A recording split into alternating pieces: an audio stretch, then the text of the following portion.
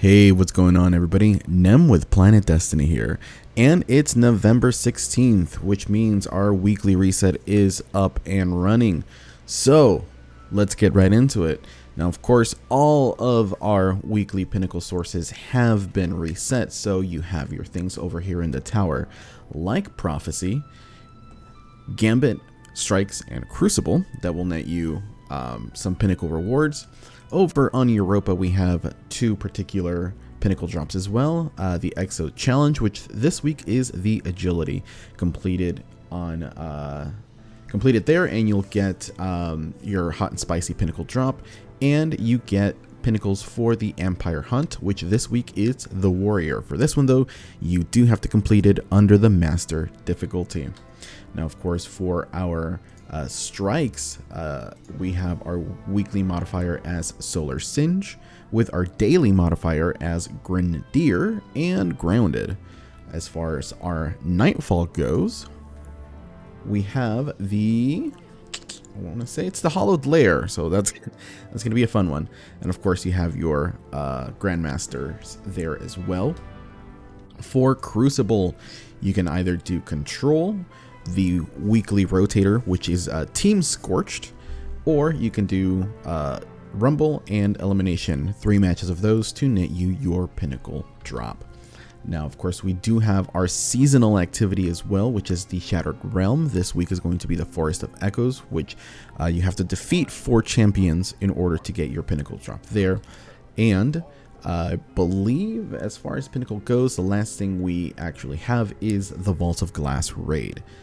So there you have it, folks. If you are looking to power up for your Grandmasters, there's going to be your pinnacle sources. Oh, actually, before I forget as well, we do also have over on the Tangled Shore Presage, which will net you pinnacle drop and Dead Man's Tale.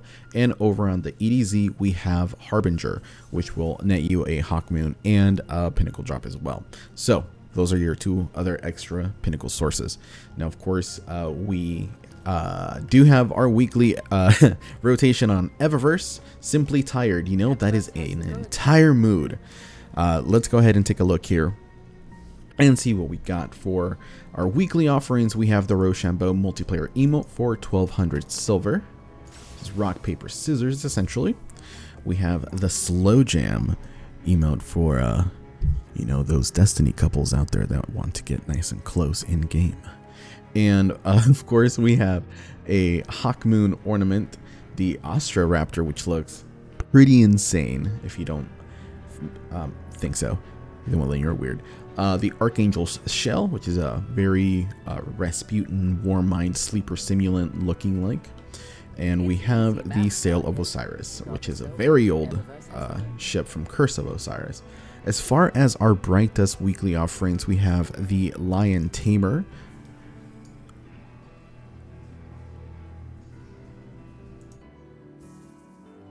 the Pragmat Harrier, which looks pretty awesome. This is a really rad looking ship.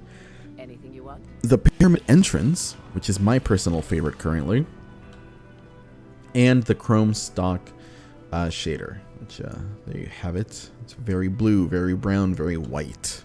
As far as for our weekly Bright Dust offerings goes, we have the Straw Dog Standoff, which is a reference emote from The Office, which is a fantastic show. Love that show.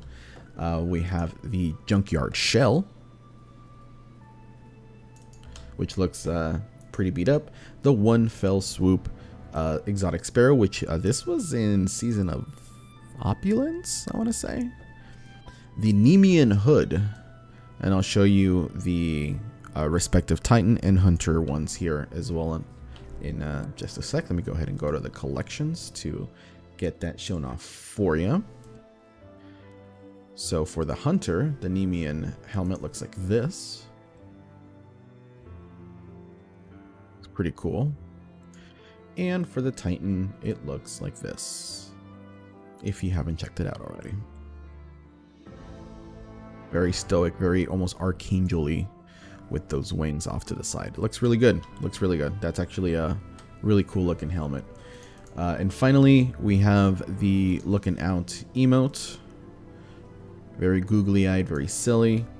and the Agar Scepter, symbol of rule, exotic ornament, which looks okay. I actually prefer the standard look to the Agar Scepter, but this is a little bit more simplified, a little bit more tech, you know, I guess techy. And the Crow projection, Ghost projection. So there you have it, folks. As far as shaders go, we have the Celestial Dome, the Deep Sea Jaunt from like Black Armory, I believe, Verdigris, and Nectar Dynamo. As far as transmats goes, we have the Rasputin Reboot. Looks pretty sick. The Ossified Entrance. And the Harpy Entrance. Which is really cool. Now, finally, let's go ahead and take a look over at our buddy the Gunsmith and see what he has in store for us today. So as far as weapon-wise, we have the False Promises with Overflow and Eye of the Storm with armor-piercing rounds and stability. I think this might be a decent set for PvE, especially with the Overflow. Not super crazy about it for PvP.